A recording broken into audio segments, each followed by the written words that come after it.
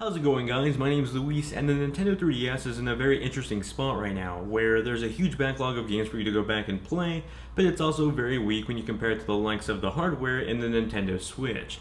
It brings up the discussion of whether it's worth buying one right now, or more importantly, whether it's worth buying a Nintendo 3DS for the first time in 2017. Let's discuss.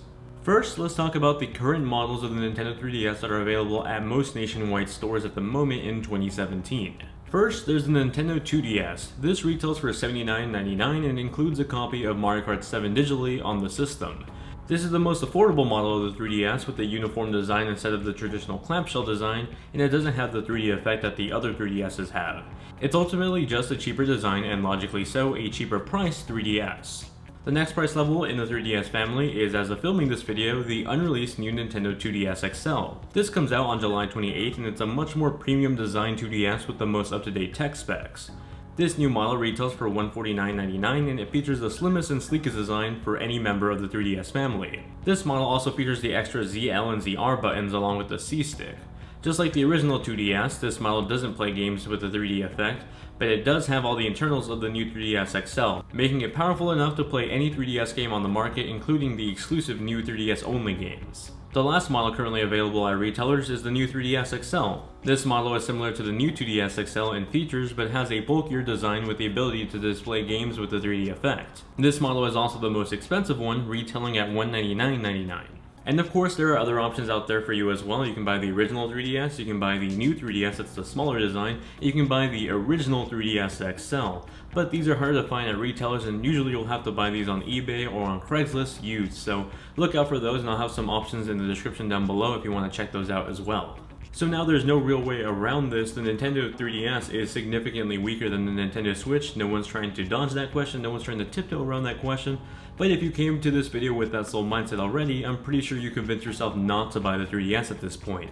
But here are some other reasons why you still might want to pick up a 3DS despite it being weaker than the Nintendo Switch. The game library for the system has been built since 2011 with just slightly over 1,000 games available for the platform.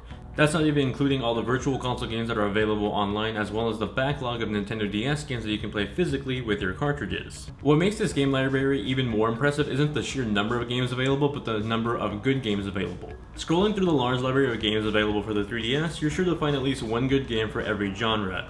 Well, almost every genre. Maybe not first-person shooters, but almost every other genre.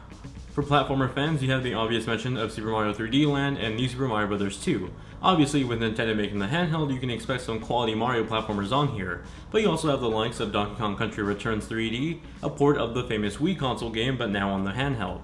Mutant Mudds is a retro-themed platformer with challenging gameplay and even better sounding music too.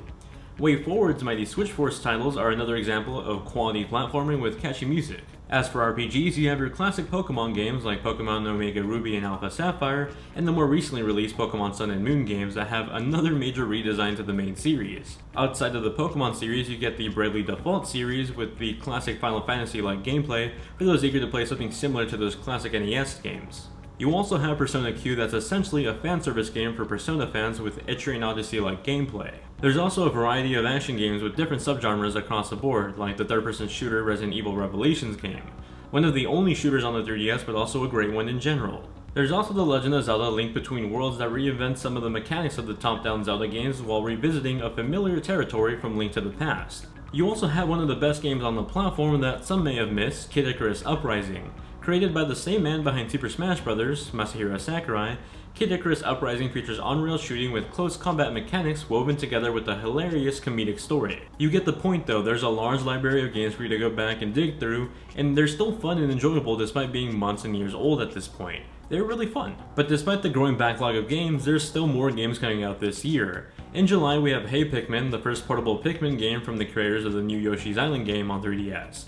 We're also getting a very fun looking RPG called Miitopia that creates a story out of the Mii characters on your 3DS, making it a fun and humorous adventure tailored around yourself. Fire Emblem Heroes is coming out at the end of the year to coincide with the release of the Nintendo Switch version. Speaking of which, a new Monster Hunter game just got announced that not only is available on the 3DS and Switch, but it'll even have crossplay between the two games. There's even more surprises in store, like the reveal of the new Kirby action game that got teased earlier this year for the 3DS, but hasn't gotten a full reveal just yet. To be frank, the Nintendo 3DS has plenty of support in 2017. I mean, we literally just got a brand new Fire Emblem game just a couple of days before filming this video. Heck, we even got a new 3DS model coming out in about a month and a half. So it seems like developers are still keen on supporting the 3DS at least in 2017. Might that change in 2018? Possibly, most likely, with the success of the Nintendo Switch, but it seems like developers are at least supporting it this year, and there's still a huge library of games for you to go back and play if this is your first time buying one. Now, even though I'm sure we'll start getting less 3DS titles by 2018, that doesn't keep you from playing the large library of games already out for the system. I'm not saying that the 3DS is better than the Switch or the Switch is better than the 3DS, but if you've never owned a 3DS before and have always wanted to play the games on the platform, it wouldn't be a bad idea to pick one up in 2017. If you currently own a 3DS, let me know what you think of it in the comment section down below, and if you're debating on picking one up this year, hopefully this video was able to help you out. If you enjoyed the video, be sure to smash that like button, get yourself subscribed for more content just like this, and be sure to hit that bell icon to be part of the notification squad. Thank you all very much for watching, hope you guys have a great day, and I'll see you all in the next one.